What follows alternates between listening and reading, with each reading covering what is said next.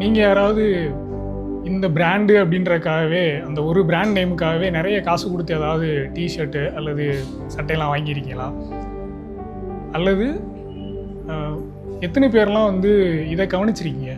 முன்னாடிலாம் வந்து சட்டையோட பிராண்ட் வந்து சட்டை காலருக்கு பின்னாடி தான் இருக்கும், யாருக்கும் தெரியாமல் தான் இருக்கும். ஆனால் இப்போ சட்டையோட முன்னாடியே வந்து அதோடைய பிராண்டு நல்லா பளிச்சுன்னு தெரிகிற மாதிரி இருக்குது. இதெல்லாம் நீங்கள் கவனிச்சிருக்கீங்களா? இதெல்லாம் கவனிச்சிருக்கீங்க இல்லை நான் கவனிக்கலையே இதெல்லாம் அப்படின்னா இந்த புத்தகம் உங்களுக்காக தான்.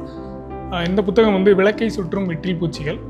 இந்த புத்தகம் படிக்கிறது மூலிமா எனக்கு என்ன கிடைக்கும் அப்படின்னா, இப்போ நான் சொன்னல அந்த 2 கேள்வி, இந்த மாதிரி எந்தெந்த விஷயத்துலலாம் நம்மள்ட்ட இருந்து பணம் அதிகமாக செலவாகுது, விளம்பரத்தை பார்த்து நம்ம எப்படிலாம் ஏமாறுறோம், இப்படி கூட கம்பெனி நம்மளை பண்ணுறாங்களா, இது கூட கம்பெனி சொல்லி தான் நான் பண்ணுறேனா அப்படின்ற மாதிரியான உணர்வு நமக்கு ஏற்படுத்துது.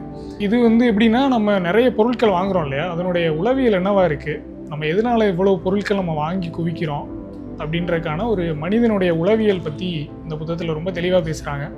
விளம்பரங்கள் அல்லது அழகு சாதன பொருட்களை பற்றி பேசும்போது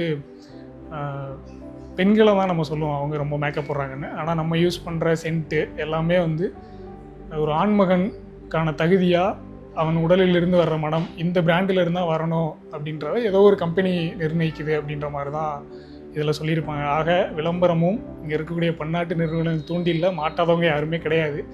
ஒருவேளை நான் அதில் ரொம்ப மாட்டிகிட்டு இருக்கேன், என்ன பண்ணுறதுன்னு தெரியல அப்படின்னா அதற்கு நீங்கள் படிக்க வேண்டிய புத்தகம் இந்த விளக்கை சுற்றும் வெற்றில் பூச்சிகள்.